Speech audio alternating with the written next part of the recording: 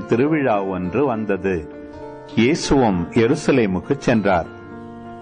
எருசலேமில் ஆட்டு வாயிலுக்கு அருகில் 5 மண்டபங்கள் கொண்ட குளம் ஒன்று உண்டு.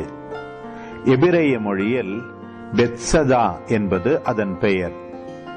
இம்மண்டபங்களில் உடல் நலமற்றோர், பார்வையற்றோர், கால் ஊனமுற்றோர், முடக்குவாதமுற்றோர் ஆகியோர் திரளாய் படுத்து கிடப்பர். இவர்கள் குளத்து நீர் கலங்குவதற்காக காத்திருப்பார்கள். ஏனெனில் ஆண்டவரின் தூதர் சில வேளைகளில் அக்குளத்தினுள் இறங்கி தண்ணீரை கலக்குவார். தண்ணீர் கலங்கிய பின் முதலில் இறங்குபவர் எவ்வித நோயுற்றிருந்தாலும் நலமடைவார். 38 ஆண்டுகளாய் உடல் நலமற்றிருந்த ஒருவரும் அங்கு இருந்தார். இயேசு அவரை கண்டு நெடுங்காலமாக அவர் அந்நிலையில் இருந்துள்ளதை அறிந்து, நலம் பெற விரும்புகிறீரா என்று அவரிடம் கேட்டார்.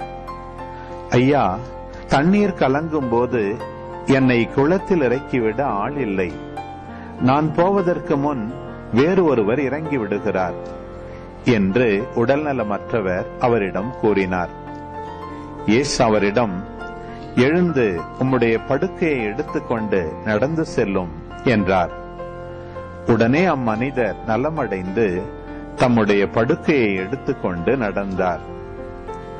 அன்று ஓய்வு நாள். யூதர்கள் குணமடைந்தவரிடம், ஓய்வு நாளாகிய என்று படுக்கையை எடுத்துச் செல்வது சட்டத்திற்கு எதிரான செயல் என்றார்கள். அவர் மறுமொழியாக, என்னை நலமாக்கியவரே, உம்முடைய படுக்கையை எடுத்துக்கொண்டு நடந்து செல்லும் என்று என்னிடம் கூறினார் என்றார்.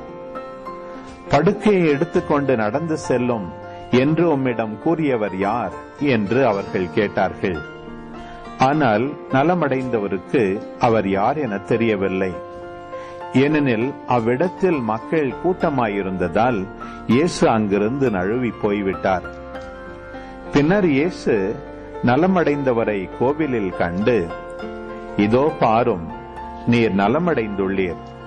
இதைவிட கேடானது எதுவும் உமக்கு நிகழாதிருக்க இனி பாவம் செய்யாதீர் என்றார். அவர் போய் தம்மை நலமாக்கியவர் இயேசு என்று யூதர்களுக்கு அறிவித்தார். ஓய்வு நாளில் இயேசு இதை செய்ததால் யூதர்கள் அவரை துன்புறுத்தினார்கள்.